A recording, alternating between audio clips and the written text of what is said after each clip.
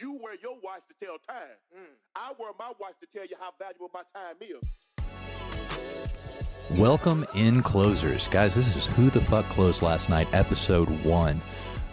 We are so excited to finally be bringing this to you, to finally be making this happen.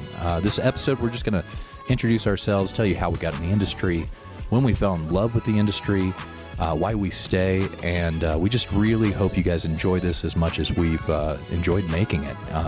We look forward to telling more stories, not only of ourselves in the industry, more topics, but really get stories from all our community in the industry. So episode 1, here it comes. Yeah. Oh, yeah. We synced, baby. Action, baby. Here we are. Here we are. Okay. All right, guys. Well, welcome to the very first episode of Who the Fuck Closed Last Night. Yeah. I'm Chad. I'm Jacob. Yeah. We're stoked about this. This has been a long time coming, man. Yeah, we've been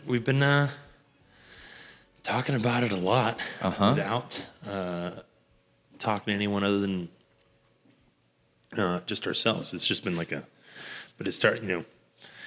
just been excited about actually trying to figure out how to do this. It's we're professionals, but not at this. But we are professionals at talking. That's a really big part of what we're doing here, right? It is, yeah. We really are, our goal is to make a podcast for people in the industry like ourselves who are pros in the industry, are getting started in the industry, and really just kind of tackle all of the different topics and situations that we deal with day to day.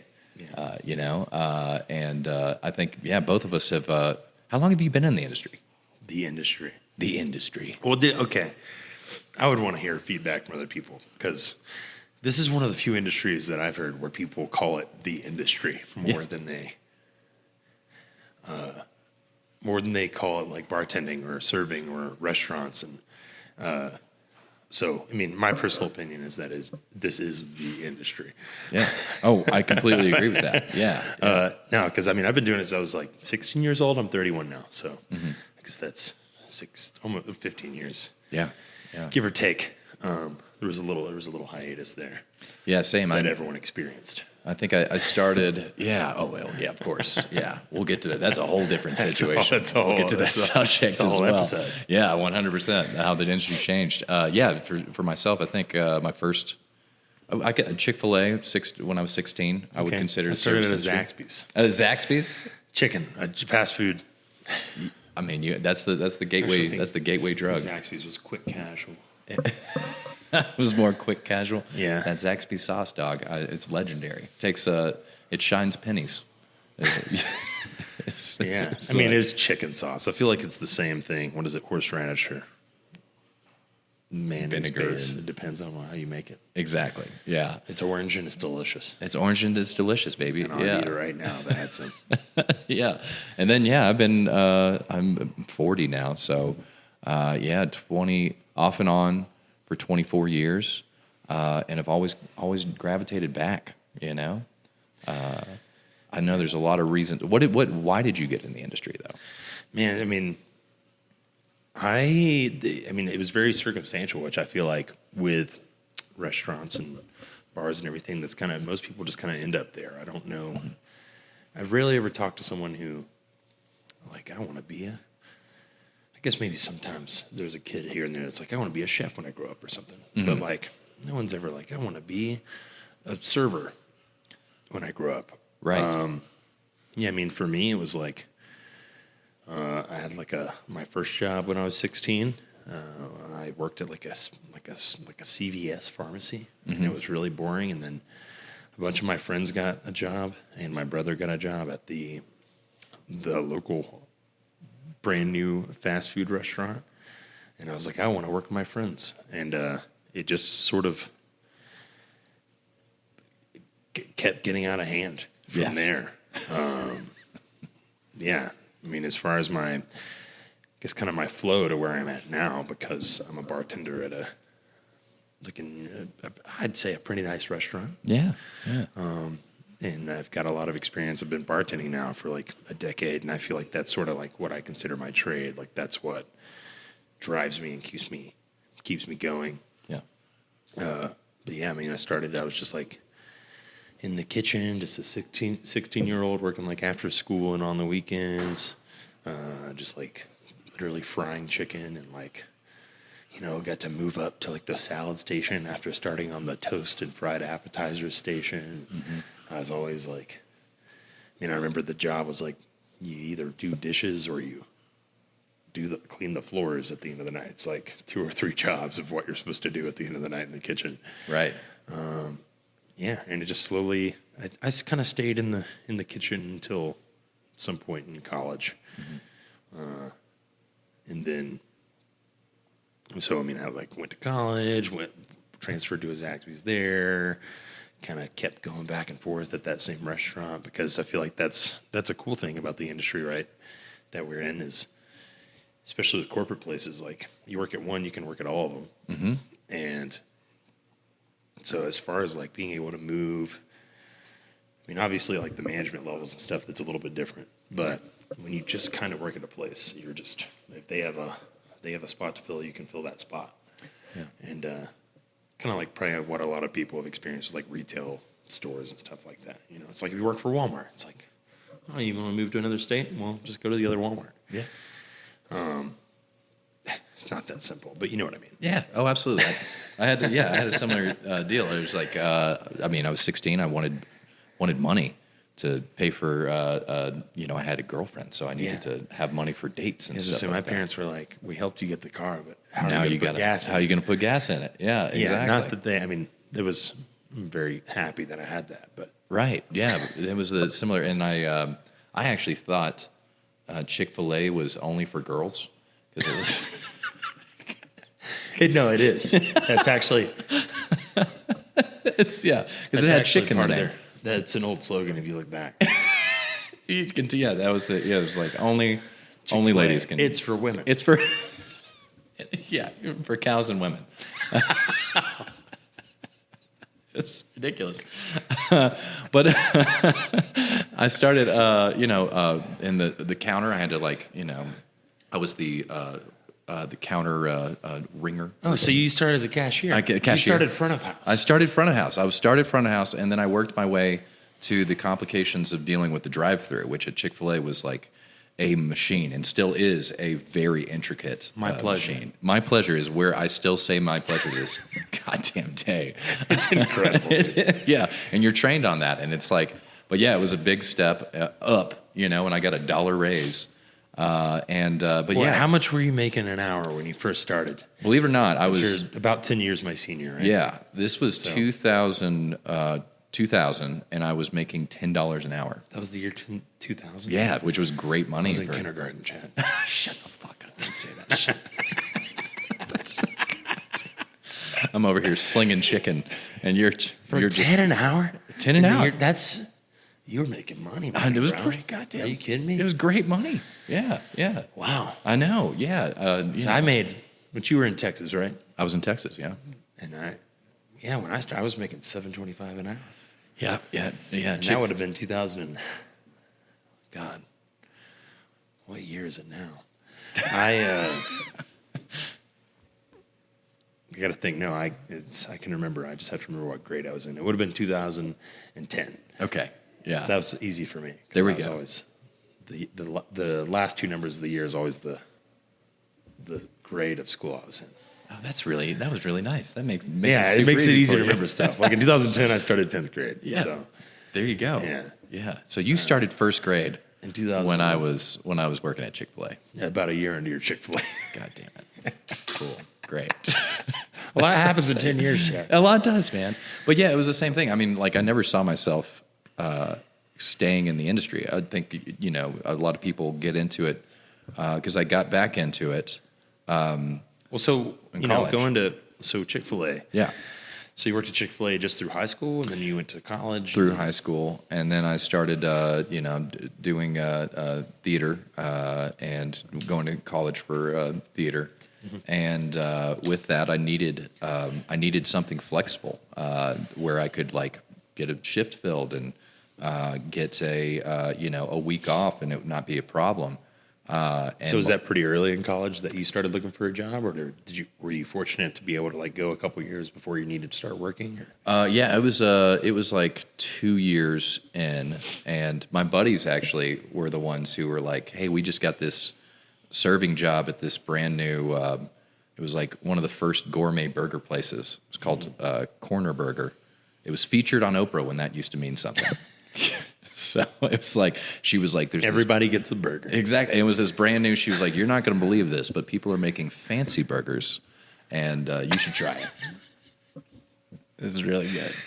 And Wait, so, yeah, there was a time where that was a novel concept. it was a novel. It was a brand new. Because that's a big like meme thing now. Oh yeah, It's yeah. like, welcome to our. It's like a place that just says eat, and they have like metal chairs. And it's like every burger is $20 with no sides. exactly, with like the Edison lights hanging over.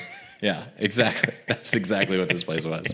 And it was my first intro to the industry. We're not like most places. Yeah. Yeah. It was also my first intro into working for an owner and a GM who was like a straight up asshole.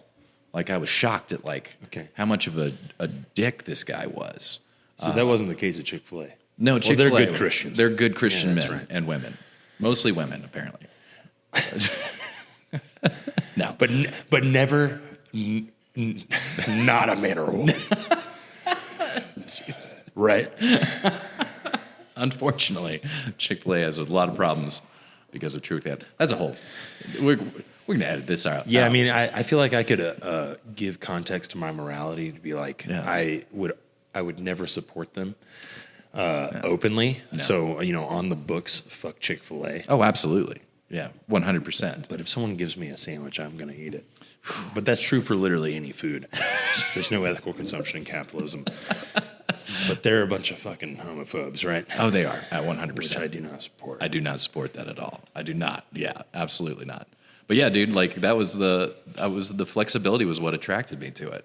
When was your first of that? Like front of the house, like, not fast food, not counter service, like serving. So did you?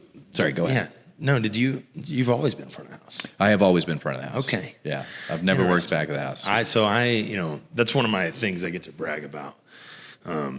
Not that it matters that much, but I like started in the kitchen, started like basically like dish bitch, not that, I mean, it feels that way, that it's like the heart. There's the term heart of house now, right? Instead of back of house.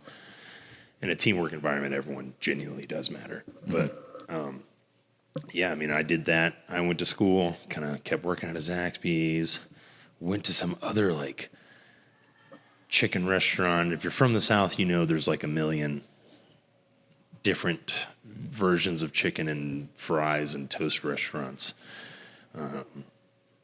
Ben, I'm sure there's probably some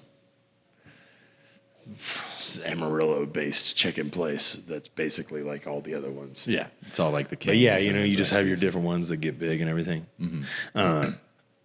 But yeah, so I went to this other one. What was it called? It was called Leghorns. Actually. Leghorns? Yeah, it was owned by it was just some dude. And he like clearly was copying Zaxby's. Like to a T, just like toast. But it was also wings. wild because I was working in that kitchen, and it was like we had all sorts of crazy shit. We had like baked beans and chicken livers. Yeah, fried green tomatoes, which were actually fucking delicious, dude. That's some Southern stuff right there. No, it was like soul food, but also just fried chicken plates and stuff. But it was kind of like, it was just some dude who probably had no business doing it. But it was fun because I was just like working for a guy, not giving a shit about how well his business went and just eating his food and hanging out and making minimum wage off of him. But then he opened another, and this was in Jacksonville, Alabama, which is a tiny little town. In the Gem of the Hills, the foothills of the Appalachians. Yeah, he opened so I left him no, I didn't leave him. Jesus, I'm remembering wrong. I was working for him a couple days a week, and then I started working at this Rib Shack. Okay. This barbecue restaurant called Cooter Brown's Rib Shack, where I was like the skinniest guy that worked there. and the kitchen was about this wide, so you had to.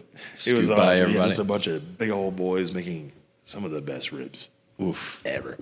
Yeah. And then that Leghorns place like opened. He opened a second location, and there was a bar. He was kind of trying to do like a sports bar situation. And I was like, I'll learn how to serve. And it was just in this really like, town that had like a lot of like drug addicts and stuff in it. So like my first serving job was me having no formal training, just like going up, taking an order, dealing with like.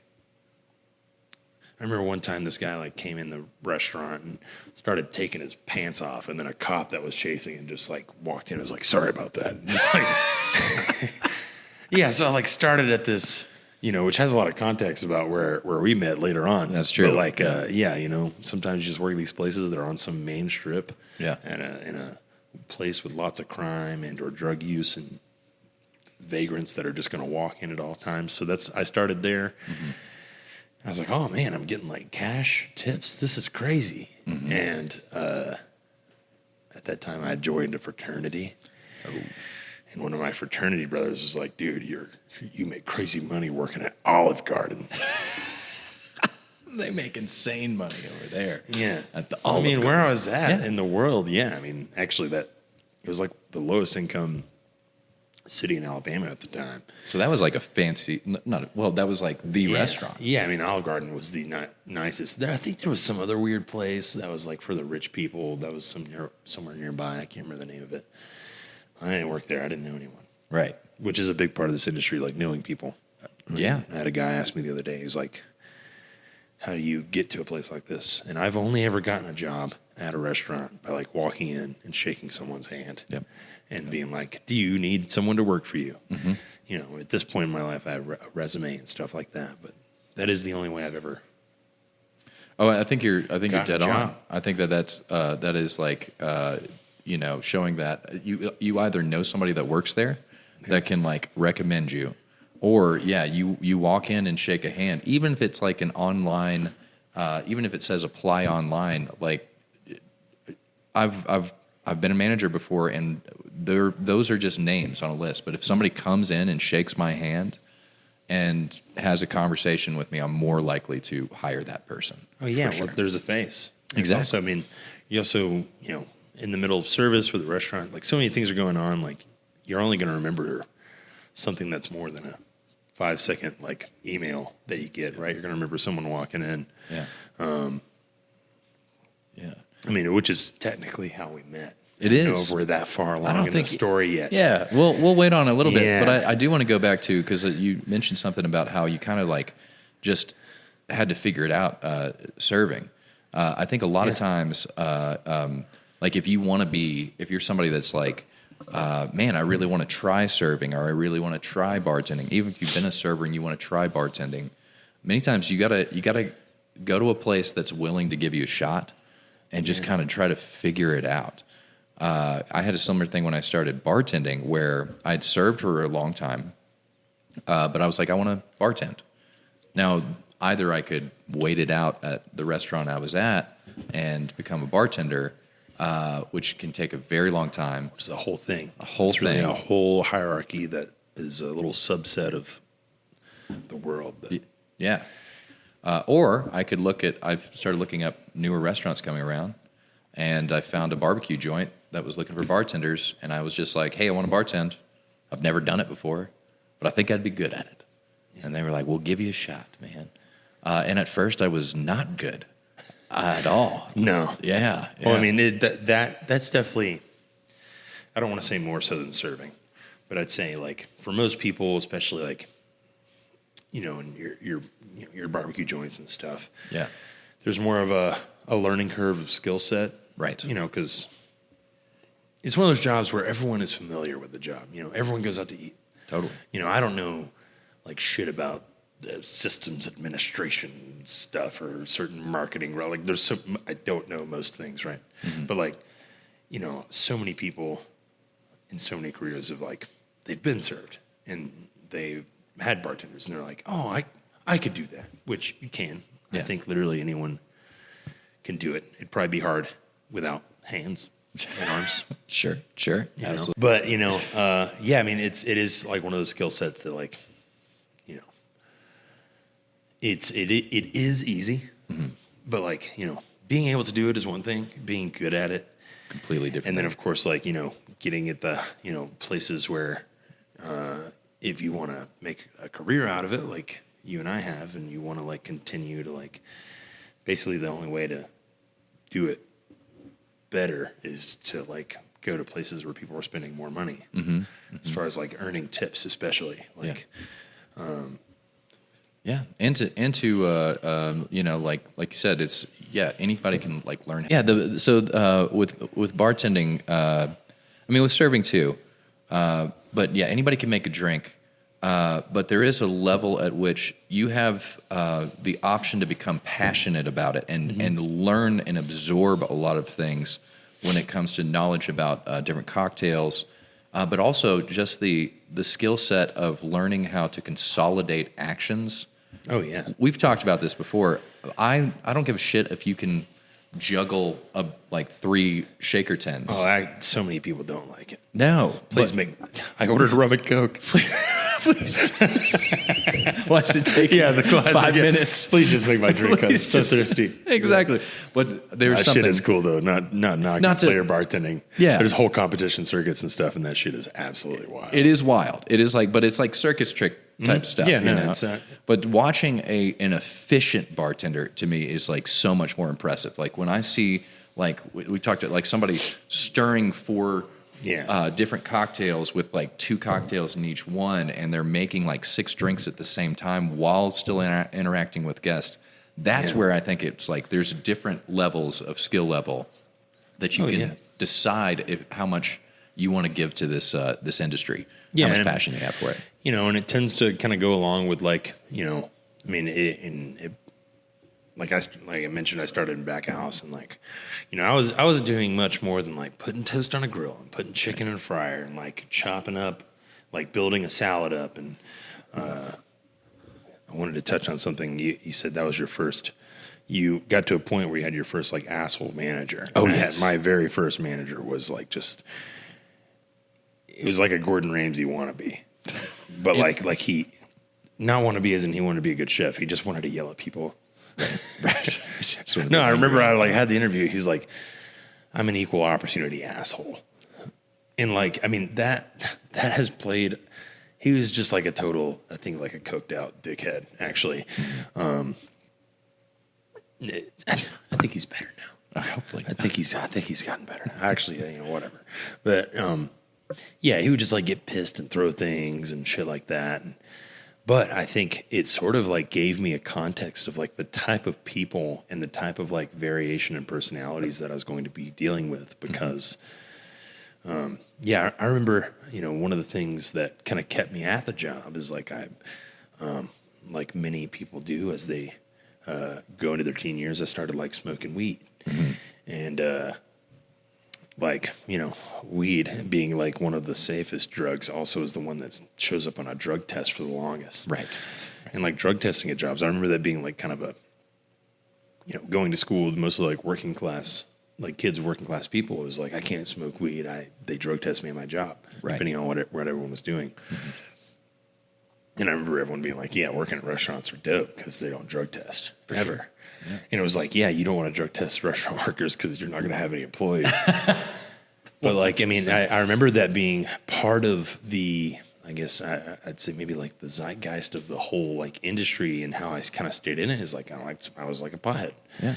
And it was like, oh, cool, I can have this job. And they're not going to drug test me at the beginning. They're not going to drug test me periodically. Like They don't this really is even care if you go to the dumpster mid shift and like, you know. Yeah, if I didn't see it, it didn't happen kind of thing. You know, Exactly. a smoke break's a smoke break, right? So, but I think it just sort of like, it laid out the foundation of like, it just aligned with like my lifestyle choices in general at the time. And before it became like a passion thing. That was the case in college. I was like, yeah, this is like the only job I can get as a college kid that like smoking. Probably not the only one. There were plenty of. I mean, I knew plenty of dudes that I don't know did all sorts of stuff. I think people that worked at golf courses and stuff. I mean, I think eventually employers started getting smarter than hiring teenagers and drug testing them. Right. If they wanted someone to work at minimum nighttime. wage. Yeah, Minimum nighttime, wage. yeah, absolutely. Well, and I think that was something that I immediately loved about the industry was the different type of, like you mentioned, there's such a wide variety of people that you meet at each restaurant. Oh, yeah. But then you meet the same ones every restaurant you go to. Oh yeah. Weirdos, people with like, I think anybody who has like ourselves, like ADD, ADHD, where your attention's always shifting. It's like a tool at the restaurant. So many creative people. Yeah, you got your your potheads, your angry chefs, angry front of the house managers. Yeah. You have such a wide variety of interesting, weird people. Oh yeah. And I've always loved weird people. Yeah, and it's kind of that, since anyone can do it in terms of like the skill set, as long as you can pay attention and like anything, like knife skills in the kitchen, none of it is impossible for anyone to learn. Right. Basically, if you can sustain a job, right, at all, like if you, actually not hardly even, but like if you can be taught anything, there's nothing in the restaurant that's actually impossible for literally anyone to do. But to be good at it, I think is a different. Yeah, and I feel like that's a big thing. How it differs from so many other industries. I went to college for 4 years and dropped out, which I don't want to say I'm proud of it, but I don't really care. There's so many people now in the restaurant that I work in. There's like people with master's degrees who are like, I make more money at this job than I ever could at working in my degree. Yeah. Not to talk down on those specialized roles. No. But yeah, there's so many jobs and skill sets that require so much. Like, you can't even get a job in the field if you don't even have the degree. Right. Even if you could, I more old school people, there's plenty of people that have gotten into crazy industries with, before so many industries started requiring college education to even get the job. Totally. That predicament of like, you need 4 years of experience and 4 years of college, but you can't get the job until you have the 4 years of college. So how would you get the experience? Mm-hmm. There's definitely plenty of restaurants in the world that like will not accept you without experience, right? For sure. I mean, where you work, where I met you, that's like a place that gives people a shot, right? Whereas absolutely. The place that I happen to be at is like, you've got to be the right person at the right time to not have like a decent resume to get a chance there. Yeah. Not because I think that we're better. It's just like that's the environment they're cultivating. Right. But beyond that, it's like, you still have to get in there and figure it out. Totally. When did you? So we've talked about like getting into the industry, how we got in there, and kind of how we continued when we were young. When did you figure out that you actually loved this industry and that this was something that you wanted to continue to do? Yeah, that's great. Kind of picking up, I think, chronologically where I left off. Yeah. Got into the Olive Garden, kind of all throughout that whole college experience. I was doing some other jobs, exploring the world. It is a amazing job. Like you said, there's so many types of people. You can always be grinding for some other industry, because if you don't know, you can be like, I only want to work 1 day a week. Yep. Can you accommodate that? And they're like, well, you're already trained. Yes. Mm-hmm. I remember like, I've had plenty of like people that were like teachers, and they worked like Monday night, Saturday night or something, because they had a teacher salary, and a couple $100 extra a week made a big difference, which for most people it would. But so I started doing these like traveling gigs. I was working at music festivals. I was doing all sorts of different like travel gigs and stuff. So it was cool because in the summertime I could like take extra time off, and I'd come back for a week, leave for a week. There was those restaurants, those Olive Gardens were big enough to be really flexible.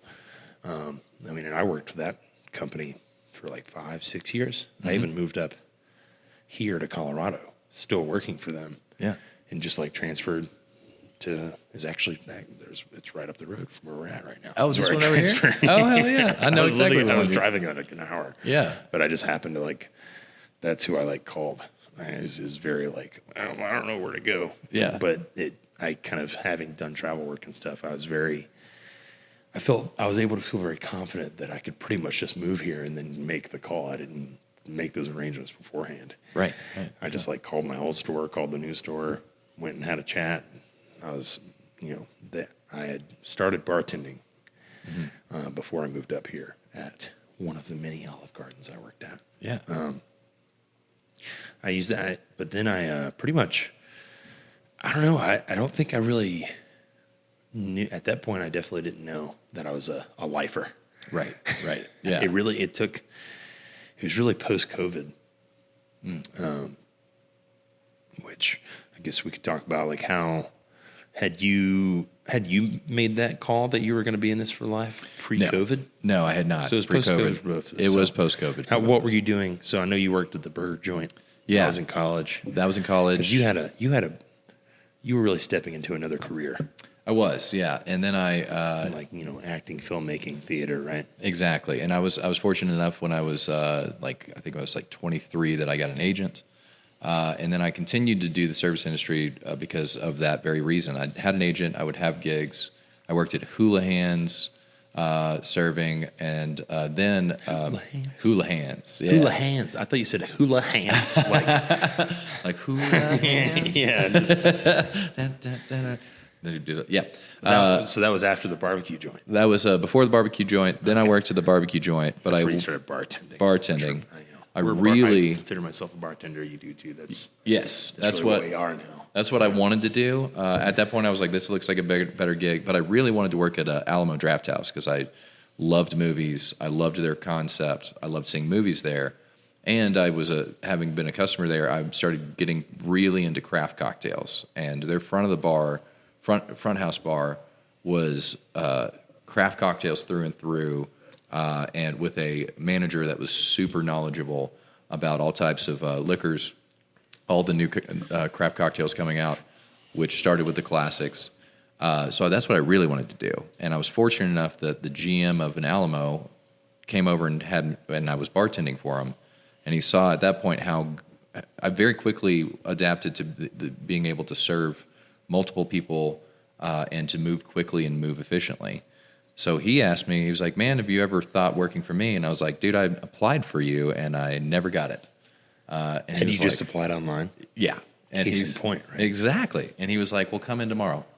And so I did and had the interview, got it. And that was such a good system because it was like at first I had to train in the back of the house bar where you were serving making drinks for all of the theaters. Service well. Yeah, you weren't talking to anyone. You literally were just making drinks. Making drinks. And you're making drinks for like 300 people. Right. So yeah, you're they're coming in waves. Exactly. Yeah. You're cranking them out. And then I moved to the front. Such a cool place. It was so cool, dude. And it was such, I love, so still love it. Still go there. That's the only place I see movies. But I still was just an actor first, bartender second. Still learned so much about craft beer, about craft cocktails. That was where my passion for it came. And I fell in love with, that was the first restaurant where I really felt at home with the other employees. Those were like my family. I still to this day love so many of them and still keep in contact with so many of them. And we did so many creative things. It was so fun. Anyways, after that, I got out of the industry as a beer rep. I did beer repping. So out of the industry, but still kind of 1 foot in it. Yeah. And then when I moved to Colorado. The sales job. That's always one of the classic moves out of the industry if you don't already have something going on. Exactly. And I thought, oh, well, this will be more sustainable. And then when I moved up here, I had a sales job with a company doing advertising for cannabis companies. So I was like, sweet, sales, easy. This is the same job. You were kind of moving out of the restaurant industry at that point. I was. Yeah. At that point, I thought I would never go back. And then I lost that job during COVID because of COVID. The lockdown happened a week after I moved up here. Nobody wanted to buy advertising for cannabis companies when they didn't know if they were going to be fucking open the next day. Right. And was out of the job and then missed the industry. I straight up missed the industry. Went back to become a supervisor and then manager for Postino. And I found that passion, man. I missed it. I remember the first day I walked in, I was like, I miss this culture. I miss these people. I miss these regulars. I miss being around a kitchen staff that's a little salty. I miss all of it, dude. And that's when that's when I realized I was like, no, this is the industry that I love and that I want to be in. Yeah. And that actually kind of brings us to. Yeah, I mean, it sounds like that's kind of how, going into how we met. I was working at Yard House, which is the same company that Olive Garden owns. Right. Oh, I didn't know that. Yeah, they own a lot of stuff. And yeah, I mean, I actually at the time, I wasn't like getting the shifts. The location I was at, there was just like, there were some people that were well established that had a lot more experience than me. And I just like, I was struggling. I was serving, but like, I just like, there was a point where I'd been in the industry for a long time. But like my skill set needed some improvement. Mm-hmm. And since I was struggling to improve that was like, the turn and burn where you're taking a shit ton of tables and you have to be able to like keep track of a lot of things. I was like struggling. It was a big menu. I wasn't like really like putting the effort into learning the food. So like my performance, performance-based scheduling, I just wasn't really hitting it. So I wasn't making money. So I started like Lyft driving. Mm-hmm. And since I could just like turn that on and like drive all night or something like that, it was like making me better money. Yeah. So I did that. And then of course like COVID hit. Both of those jobs weren't really, making me any money. I went to work at like an Amazon warehouse. That like brought me through COVID. I tried a sales job. I went to like a door-to-door sales job as like restrictions were lifting. And then I was like, I don't like this. Mm-hmm. So I was like, I'm going to go back to restaurants. Yeah. I think, I was like, I don't really want to try that festival work anymore, even though that was starting to like pop back up. I was like, I tried some of those gigs again, but I was like, I don't really want to travel this much just to like try and earn a basic income. I was like, I want to get like that stable, like day in and day out sort of thing while still having that flexibility to travel if I wanted to. Right. And literally I had moved down to Denver at that time and I was like, I'm going to go down to this place that I went to one time and I'm just going to walk in and see if they need a bartender. And I walked in and I met you. I walked into the Postino you were working at. That's right. We hit it off and yeah, I really, I loved that job. I loved, like, once I started, like, getting behind the bar and, like, talking to those people, it's a very chill environment. Mm-hmm. I was just, like, I was making friends with all my staff. I was like, this is it. I'm in it. I'm in it for life. I don't care if I'm working here or working elsewhere. Yeah. That was, like, kind of brings us to you and I meeting. And Yeah. Oh, dude, and that was something because and we'll get more. Some of these topics we're kind of bouncing around. We're going to get like deeper into specific topics that we're kind of slightly hitting here. Yeah, you guys out there. I'd been a national trainer for Alamo, but I'd never been a manager. And when I applied, I kind of wasn't sure if I was going to get it, but fortunately, because of my past experience of being that national trainer, they did hire me on, and you were actually my very first interview ever as a manager. Really? Yeah. You walked in, and Bree was like, "Hey, man, it's your turn. You're up. Get over there and interview that guy and see if he's going to be good." Yeah. And then I talked a little bit about your experience, but then we talked about absolutely anything else. We sit there for like 30 minutes, and it was like immediately I was like, "This guy's fucking cool as shit." Yeah, we became friends. We became friends very quickly, and also just needed someone. With someone that you guys, I think at the time it was like, we would like to hire someone that just like knows what they're doing so we can just train them and like let them go. And just let them go. You had there's just like the right amount of shifts for one experienced person that was available kind of thing. Uh-huh. Like, it's like we can hire 2 new people or we can just like. Yeah. That was during a time where this restaurant. It was the, you were my first interview ever, and we hit it off, and it was an immediate like we're gonna be homies type vibe. I like this guy. Yeah, exactly. I really like this guy. Yeah, I remember there was another coworker. I won't go into details, but you went up to that coworker and you were just like, I just hired a guy and you're going to love this dude. Yeah. And it actually ended up being someone I dated. Yeah. And Like, like you're literally really going to love this guy, yeah, man. at least for a while. Yeah. And we that happens in the industry. all the time. That's a whole That's 10 a whole episodes 10 right episodes. there talking about relationships, Relationships in the industry. Yeah, I mean, just so, I mean, we worked together for a while.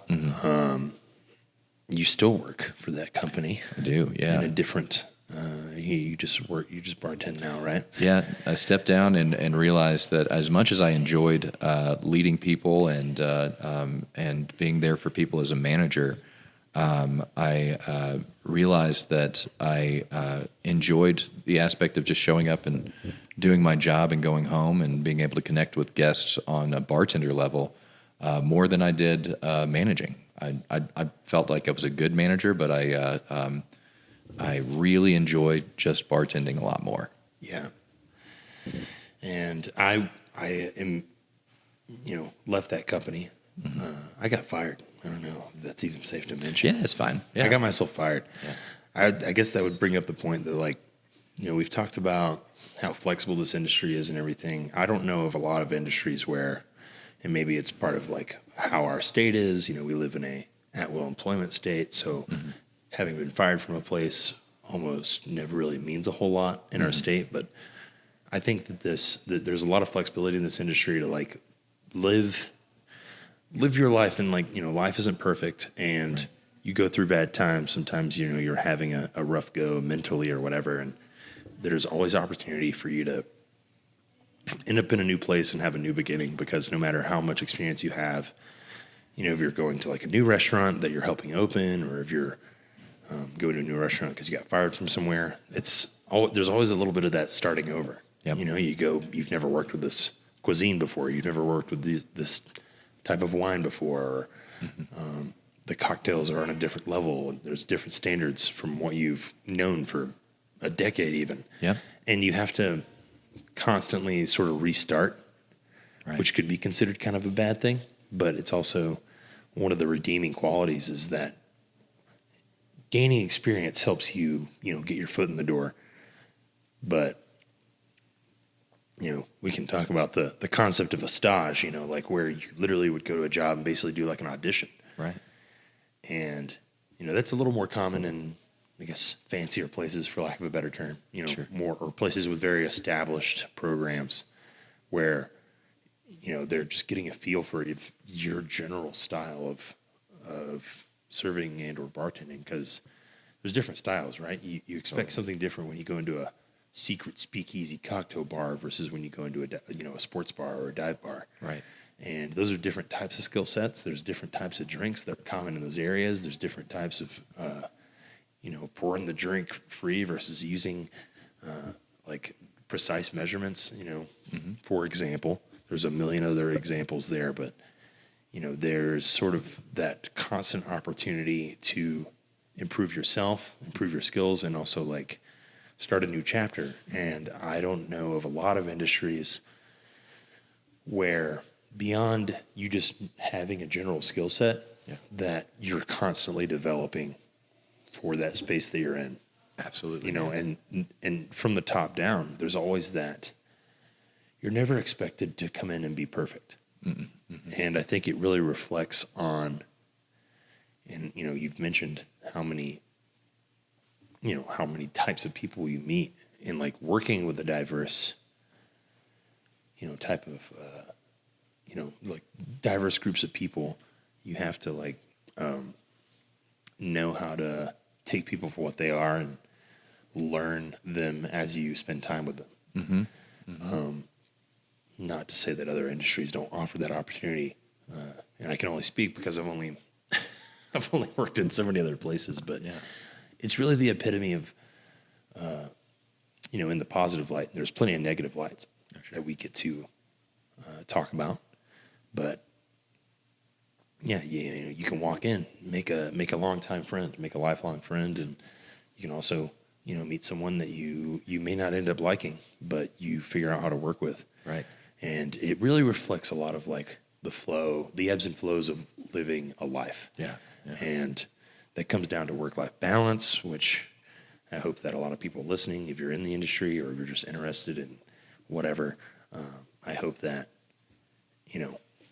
I would hope that everyone gets to experience that work-life balance. But I think in the way today's day and age is, I think that's less common to really have that balance between what work is and what life is, but being able to kind of integrate it, but also keep it separate. Yeah, absolutely. Well, I think you touched on something as well that is one of the major reasons we wanted to start this podcast, is that, there's always this new level to grow, depending on, where you're going, these new places you are going to learn new experiences, and different types of skills.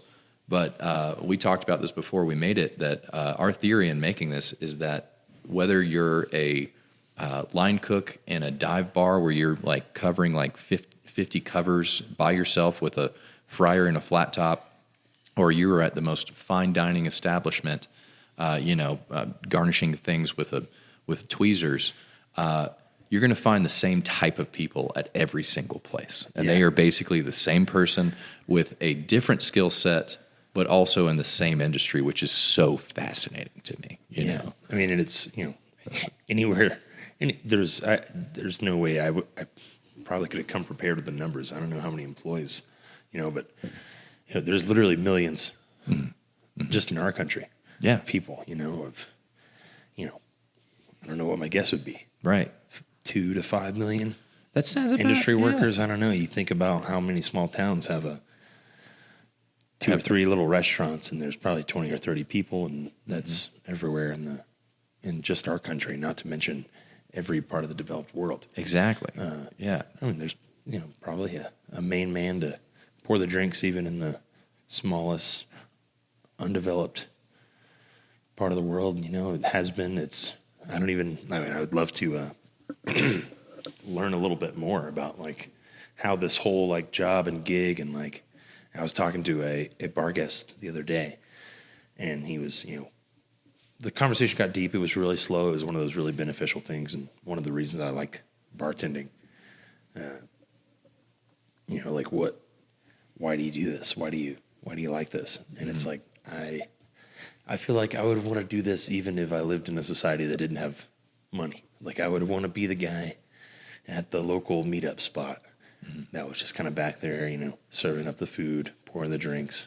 Right. I would want that would be a great role to have in a small community where money did exist in a different time, in a different realm. Yeah. Do you, No, I first off, I love you mentioned that to me a couple of weeks ago after you had that conversation, and there's something almost spiritual about that, where it's like, I get to be involved in serving people in this way that causes you to have a unique connection with your guests and those around you, and it's like deeper than just giving them a drink. It is like, like you said, there's something in us, because I feel the same way. After you told me that, I was like, oh, dude, I feel the same way. Like if there was no money, I would want to be the person helping serve the community in the capacity that I'm doing it right now. Yeah, I mean, obviously I wouldn't know that if I hadn't had the opportunity to do this, but I mean, there's a lot of different ways to serve. Right. That's the term for part of this job, serving. But I think really people that have the opportunity to work in places in their life where that is, and there's so many different like industries, right? My immediate thought is like hospitals and that sort of thing, doctors, nurses, et cetera, where, your life's work is providing something for people directly. And when I was in sales, you were in sales. I think that was part of how you kind of like motivate yourself in the day-to-day job. It's so like economically driven in that like my motivation here is to like get this commission or whatever. Right. Not knocking people who have found that passion in those jobs. real estate or something. But I think there's a little bit of a disconnect there because, I'm sort of on the clock, not sort of, I'm literally on a clock, on a time clock. And yes, I am like trying to butter people up so they give me more money. Right. But, a lot of my work and trying to like establish this as a career is like getting myself in the space where I don't really go in worrying about money. I'm able to, I know the bills are paid because I know I'm in the place. I've got my shifts. I'm able to sort of overcome that. And I think that's a big part of like developing this skill set like we talked about. Yeah. Compared to say, you were in acting and, had an agent and stuff, and you still do some of that, right? Yeah, I still do some of that. How's that different for you in terms of, being in a world where you have to advocate for yourself, and like you've got to get the audition versus other people. Like how do those like sort of two worlds correlate? Correlate and like differ as far as like just sort of the takeaway. Obviously, I'm sure like having a full day of acting on a gig that you landed and everything is probably really rewarding. But like, how is it different from what we do now? Oh yeah, it's depending on the gig, it's a lot more internal work if I'm like preparing for like a deeper role. Being on set, there's a lot of just like hanging out, standing around and waiting and stuff like that. And it's very much it's just in a different environment of just kind of waiting for your scene and then being prepared for the scene, then just chatting with people in between. So it's a lot slower pace. It's a lot of fun, but I don't sit still well. So neither do I. Yeah. So we both have as much some sort of so- attention deficit, neurodivergent diagnosis at some point in our life, right? Absolutely. So I love being on set. I absolutely love it. But I'm the guy that's like constantly like finding a reason to walk around and go talk to people. Even, I do enjoy my solitude on days. That's something with bartending, even though I'm outgoing and talkative. After a full shift of talking to people all day, a full week of that, I can spend 2 days not talking to a goddamn soul. On set, I can't sit still, so I will just be talking crew members and cast members. But then at work, it is a mindset of all right, talking to people is my job today. Yeah. And getting, and I'm just always fascinated by how can I do this even more efficiently today? What can I improve or twist or change where I can be even faster and better at this? And there's also that aspect of I get to make people's days sometimes. Not all the time, and I mean like make people's day, like really have either a conversation with them or do something special for them where that day has become better for them. Yeah. I mean, we're very lucky in that regard, right? Like, you get a few drinks and people, they'll tell you how shitty their day was or how shitty their week or year was. It's like, I work in a hotel, so like there's every reason there is to travel. I will be talking to those people, but we get that reward because people will look at you in your face and say, "You just made my day." Like instant gratification. Instant gratification. Right? But I mean, it's as far as like, realizing I want to be in this forever and, no matter how successful any other endeavor I go, I always can envision myself like, even if I were, get to be lucky and, I don't know, be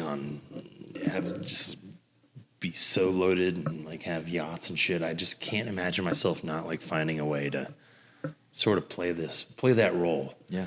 I guess, if I were lucky enough to not have to be on someone else's dime, I could still imagine myself.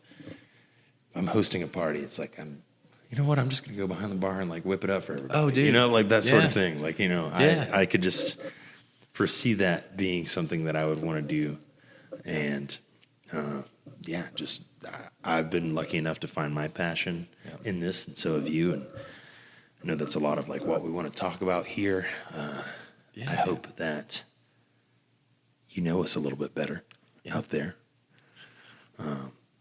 Yeah, we look forward to tackling more of the topics we've kind of touched on, to really dive in deep. That's we wanted to let you know who we were and where we came from. Yeah, decide if you find our voices annoying or if you'd like to hang out with us. Yeah.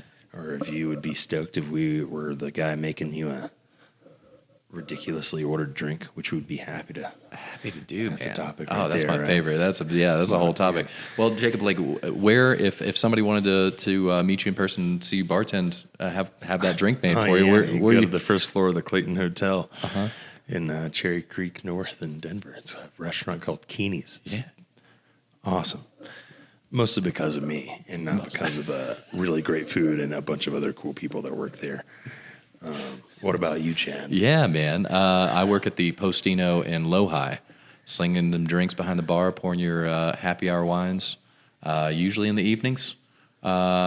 Usually. That's why we're doing it. We're just trying to get people to come to the bar. That's it. Exactly. We're just trying It's to make the more money. glorified version of that one girl that posts, or I shouldn't just say girl, that one person on your Instagram story that says, "Come see me," and they have a picture of an empty bar.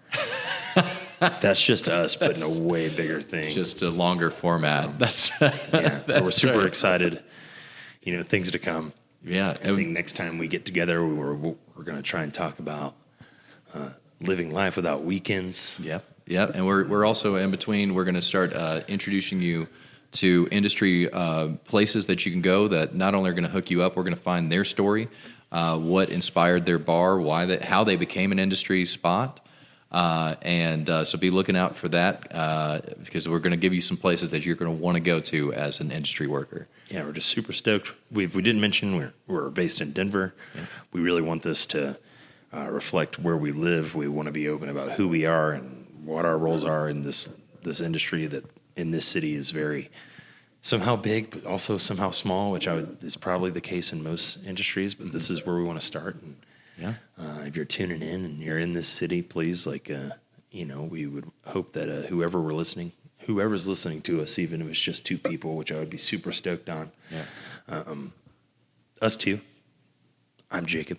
I'm Chad. Before we got to give a big shout out to our producer, our boy Ben. He also works at Postino. Anybody who works with us on this will be in the industry. He also works at Postino, and we're just all diving in on this endeavor together, and we're going to see what happens, man. Yeah, so stay tuned. Yeah, stay tuned, man. And I guess that means we're closing up. I guess that we're closing. Last call. That's last call, baby. Yeah.